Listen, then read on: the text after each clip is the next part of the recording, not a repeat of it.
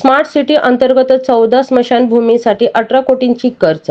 कामाची प्रत्यक्ष पाहणी करून पुढील बैठक घेणार. महापौर विनायक कोंडाल. सोलापूर महानगरपालिकेच्या क्रांतीज्योती सावित्रीबाई फुले सभागृह येथे आज महापौर विनायक कोंडाल यांच्या अध्यक्षतेखाली शहरातील स्मशानभूमी संदर्भात आढावा बैठक पार पडली. शहरातील स्मशानभूमीच्या सुविधा, विकास कामे व पुढील नियोजनाबाबत सविस्तर चर्चा करण्यात आली. सोलापूर शहरात एकूण 33 स्मशानभूमी असून त्यापैकी 14 स्मशानभूमीचे स्मार्ट सिटी योजनेअंतर्गत नूतनीकरण करण्यात आले आहे. या 14 स्मशानभूमीच्या विकास कामासाठी एकूण 18 कोटी रुपये खर्च करण्यात आले असल्याची माहिती बैठकीत देण्यात आली.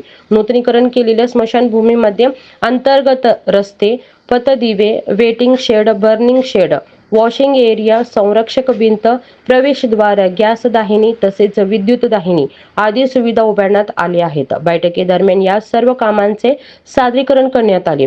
महापौर श्री विनायक कोंडाल यांनी सांगितले की या कामाची लवकरच प्रत्यक्ष पाहणी करण्यात येणार असून त्यानंतर स्मशानभूमी संदर्भात पुन्हा एक बैठक घेण्यात येईल. कामाची गुणवत्ता, सुविधा व नागरिकांना होणारा लाभ याचा प्रत्यक्ष आढावा घेऊन आवश्यक त्या सूचना दिल्या जातील, असेही त्यांनी स्पष्ट केले.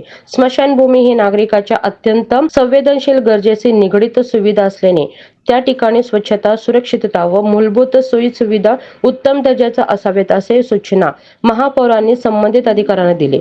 या बैठकीस उपमहापौर ज्ञानेश्वरी देवकर, आयुक्त डॉक्टर सचिन ओंबासे, अतिरिक्त आयुक्त संदीप करंजे, नगर अभियंता सारिका अक्कलवार, कार्यकारी अभियंता राजेश परदेशी, श्री चित्तारी, कार्यकारी अभियंता व्यंकटेश चौबे, नगरसेविका रोहिणी तडवळकर, नगरसेवक विनोद भोसले, नगरसेवक भगतसिंग बडूरवाले, नगरसेवक मेघनाथ येमुल, नगरसेवक व्यंकटेश कोंडी, नगरसेवक बिज्जू प्रधाने, नगरसेवक अक्षय अंजिखाने, नगरसेवक प्रशांत पल्ली, नगरसेवक विजय चिप्पा, नगरसेविका मंदाकिनी तोडकरी, नगरसेवक सिद्धेश्वर कमटम, नगरसेवक सत्यजित वाघमोडे, नगरसेविका सारिका खजुर्गे आदी मान्यवर उपस्थित होते.